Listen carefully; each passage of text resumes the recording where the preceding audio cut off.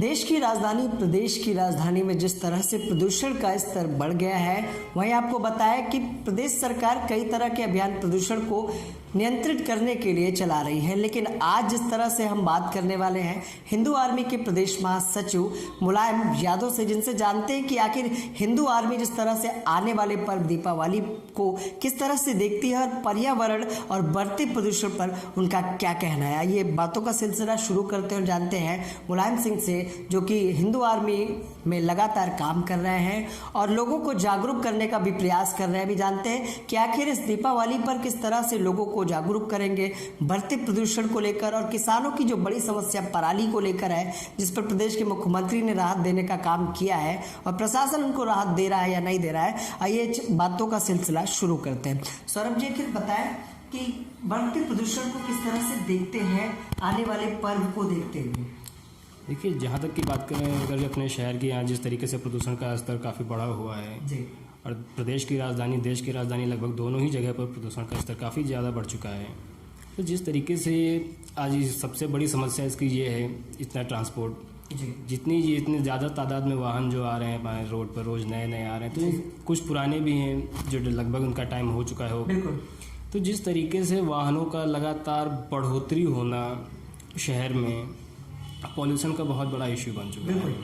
तो इसी के साथ अगर इस चीज़ को हम थोड़ा सा गौर करें, इस पर थोड़ा सा कंट्रोल लाएं, जो भी पुराने जिसका भी टाइम हो चुका है, जो भी होता है परमिट वगैरह का, उन सारी चीज़ों को उनको फिर अलग किया जाए। और जैसे कि इस तरीके से अगर देख रहे हैं हमारा त्यौहार भी आने वाला है, दीपावली, दीपोत्सव, इतना बड़ा जश्न का माहौल है जिस तरीके से पूरे देश में, तो उसमें भी कहीं ना कहीं थोड़ा सा प्रदूषण स्तर बढ़ने की संभावना है, क्योंकि उसमें भी कुछ ऐसी पटाखों से लेकर के बहुत सारी चीज़ें यूज़ में आती हैं। लेकिन अगर पटाखों की बात करें तो जिस तरीके से सरकार ने उनको बैन करने का वो आदेश दिया है या जो भी उन्होंने फैसला लिया है, तो उसमें हम यही कहना चाहेंगे कि इसको ऐसा नहीं करना चाहिए, क्योंकि जिस प्रकार से पटाखे व्यापारी इतना सारा अपना इन्वेस्टमेंट करके जिस तरीके से उन्होंने किया हुआ है सब कुछ, तो मार्केट में अगर अचानक से ऐसा कुछ कोई भी फैसला आएगा तो वो कहाँ जाएंगे। मतलब कहीं ना कहीं जो पटाखे को बैन करने की बात प्रदेश सरकार ने कही है, व्यापारियों के लिए एक बड़ी राहत देनी चाहिए।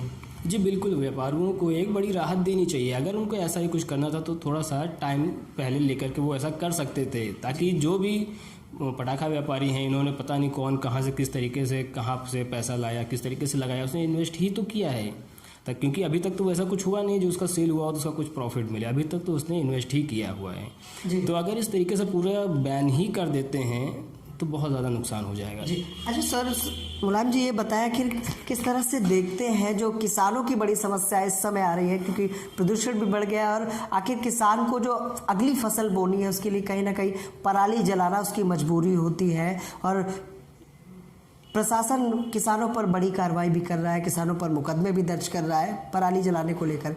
वहीं उत्तर प्रदेश के मुख्यमंत्री ने जब एक किसान का वीडियो वायरल हुआ तो आदेशित किया कि किसानों को जागरूक किया जाए। तो उसको किस तरह से देखते हैं किसानों के लिए और किसानों की पराली जलाने की समस्या के लिए आखिर मुख्यमंत्री से क्या कहना चाहते हैं?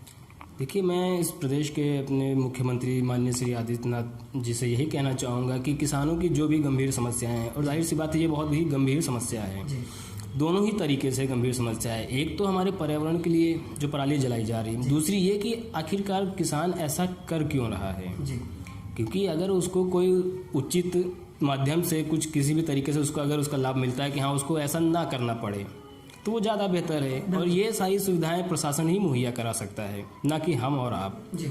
तो हम प्रशासन से, शासन से यही कहना चाहेंगे कि जिस तरीके से उनको समस्याएं किसानों को हो रही हैं, तो किसानों के समर्थन में मैं यही कहना चाहूँगा कि उनको किसी भी प्रकार की कोई भी समस्या ना हो। मतलब उन्हें कहीं ना कहीं जागरूक किया जाए। जी बिल्कुल, उन्हें जागरूक करना चाहिए। और जो भी ज़रूरतें हैं किसानों को, जैसे कि पराली को लेकर के हैं, तो अगर सरकार के पास, शासन या प्रशासन के पास कुछ ऐसी नई तकनीक या नई व्यवस्था कुछ ऐसी है जो जिससे किसानों को ऐसा ना करना पड़े, तो उसको लागू किया जाए, उसको उसका लाभ किसानों को दिया जाए।